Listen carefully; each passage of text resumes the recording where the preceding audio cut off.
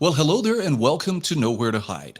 When government does something for children, we're not supposed to question it, and we're certainly not supposed to argue about whether it's supposed to be done in the first place or whether it's costing too much after all. It's for the children.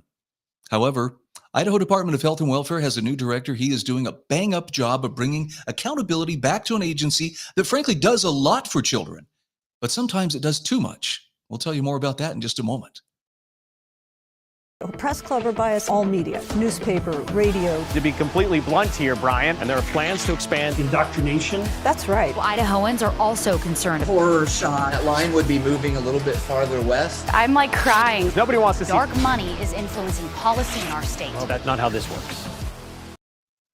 Hi, welcome again to Nowhere to Hide. My name is Brian Hyde. Twice a week I have this opportunity to sit down and go over some of the issues that deserve to be discussed in a little bit better detail and hopefully minus the mainstream media spin. Now, that doesn't mean that I don't have my own slant on it. The difference is I will tell you that I'm biased and encourage you, do what you have to do to figure things out and to sort it out for yourself. You don't have to believe whatever I'm telling you. I'm just saying beware, especially when issues like children are being brought up in the mainstream media. Now, I want to share with you a piece that was written, and actually this was published by Reason Magazine, written by Nicholas Kleinworth, who works for the Idaho Freedom Foundation. Loss is an excellent analyst, and this is a terrific article, and it actually shows something right that's happening in government. We don't hear this often enough, so let's give some positive reinforcement where something good is taking place. Idaho Child Care Program faces $16 million deficit as bureaucrats overextend benefits. Now, the subtitle here, as conservatives push for cuts, lasting reform will require closing accountability gaps and restructuring entitlements. Now, that's the problem, but I want you to hear what's happening that makes it possible to fix the problem. Nicholas writes, projections show that the Idaho Child Care Program, or ICCP, is facing a nearly $16 million budget deficit due to bureaucrats expanding eligibility and overpaying benefits. I mean, they're generous, right? I mean, of course, when they're using somebody else's money, that's an easy thing to be. As conservatives respond with cuts, more durable solutions require covering gaps in accountability and restructuring child care entitlements altogether. So let's break down the problem. Nicholas says in a letter to the Budget Committee, Alex Adams, the director of the Idaho Department of Health and Welfare, warned that the ICCP will grossly exceed its budget without a course correction. Now, he noted that the combination of increased local market rates, paying at a higher percentile of local market rates, reduced co-payments for families, and increased eligibility has created a forecasted budget deficit. And by the way, I got to give the guy high marks for calling this out rather than just waiting until, well, we already spent the money, so I guess you're going to have to budget it. This is how things have been done in the past. Idaho Department of Health and Welfare projects a $15.5 million deficit in the current fiscal year, which is expected to rise to $22.2 million next year. Now, this represents roughly 29% and 39% more spending on benefits than originally anticipated. I mean, that's significant. That's quite an overrun. This deficit is in spite of a $10.3 million increase in benefits spending the program had already received this year. Now, the problem is compounded, though. When these overages occur, it's rare for bureaucrats to reduce the size of programs to stay within the confines of their appropriations.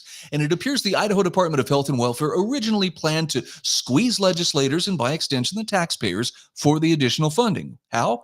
Well, you say the magic words. It's for the children. But as the newly installed Idaho Department of Health and Welfare Director, Adams is resisting the status quo by reducing the size of the ICCP to stay on budget. Good for him. This includes ensuring benefits go to the truly needy, pausing new enrollment, and covering a more reasonable share of the market. Yet this program itself may be partially to blame for these rising costs, and here's why. Nicholas explains federal requirements mandate that the ICCP benefits be tied to the market price of childcare. Now, that model contains perverse incentives. So when providers know that government payments are based on surveys of their prices, that's incentive to raise prices in order to garner more funds, regardless of the real operating costs or value, right? If you know, well, government's willing to pay this much, why not raise your, rates to exactly, what you can get from them?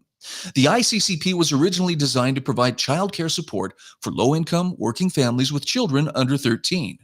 Now, these federally funded subsidies may help reduce the cost of child care for eligible families. One of the problems, though, is that child care prices continue to rise faster than inflation, burdening families across America. Now, Adams' letter noted that these costs rose by 25% in the gem state just over the last 3 years. Guess it's one of those other things that has gone up in price. Now, federal rules allow the Idaho Department of Health and Welfare to determine the benefit value relative to the market rates, requiring only that states cover the median market rate at a minimum, meaning at least half of all child care programs in the state can be fully covered by ICCP.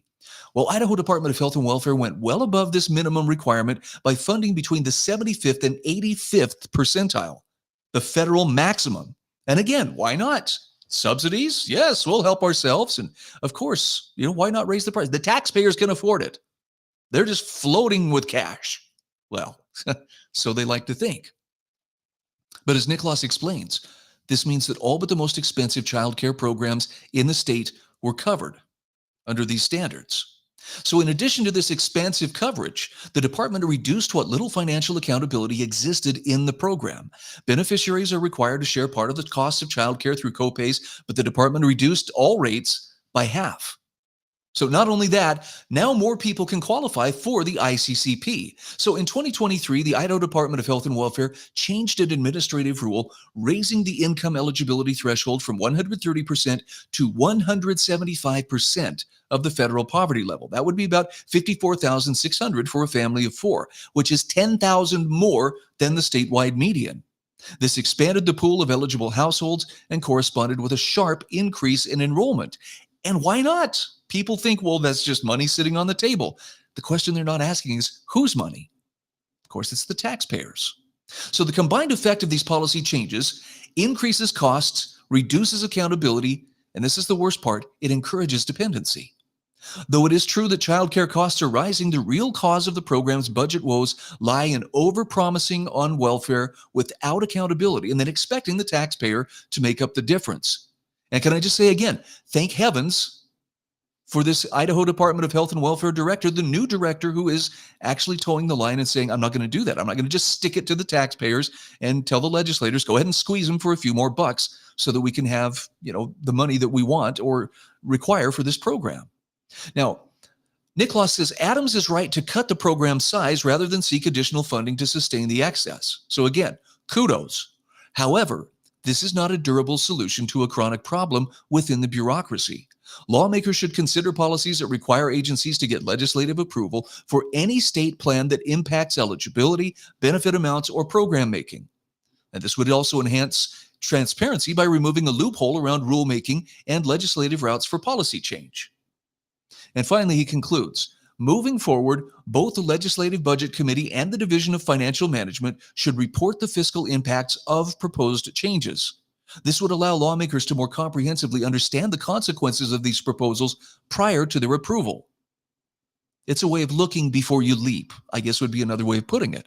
In the way of childcare costs, Idaho should consider alternatives to expanding welfare. And I love that Nicholas mentions this. Well, what would those be? How about options that deregulate the industry and eliminate perverse incentives that could actually bring costs down? Deregulate? You mean take something out of the control of the state? Yes, to the extent that it makes it less expensive to do business. This is not throw the kids to the wolves. It's make it easier for those who do want to operate childcare businesses to do so. Do you not think it's in their best interest to do a good job so that they have return clients, they have a solid clientele that's happy with their work? See, only the state, as far as I'm aware, is able to do shoddy work and still expect you to come back and be their customer. Next time you're standing in line at the DMV, you could ponder what I've just told you. Anyway, Nicholas says relaxing regulations that should be up to the market, in other words, parental discretion, can actually make a bigger difference. Kudos to Nicholas for getting this published in Reason, and kudos for breaking down an issue that I'm guessing wouldn't be on a lot of people's radar screens unless you're deeply involved in either the legislative budget process, or maybe you work for health and welfare, or you run a child care business, or you have children in child care. So it's easy to see how stuff like this can slip past us. But it's essential that we have responsible, accountable government that isn't just operating on the idea of, well, the taxpayers can afford it. We'll just spread the pain as evenly as possible. No. Don't create dependency. Don't create expenses and expect the taxpayers to fund entitlements that may be around for generations. Oh, and by the way, just one added thing here. I have to give a shout out to Brian Allman from the Gem State Chronicle. He actually wrote about this very issue, but he also wrote about it in a way that I think would help you sift through this, because when you see the legacy media reporting on this, what do you suppose the angle is that they're going to take? Oh, look at these lawmakers, these awful people these conservatives, hard right conservatives trying to strip away benefits from needy families. See, they cross a line here.